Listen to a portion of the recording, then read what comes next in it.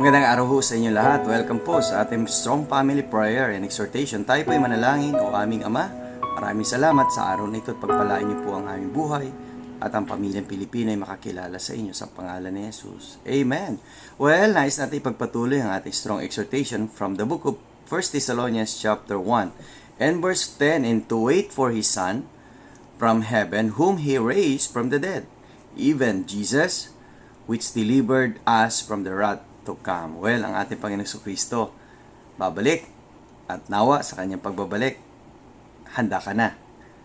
Para maging handa ka, kailangan mong tanggapin siya bilang iyong Panginoon at tagapagligtas.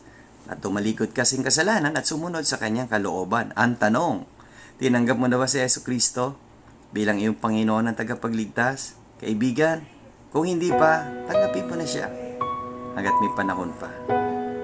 See you again tomorrow sa ating pagpapatuloy ng prayer and exhortation.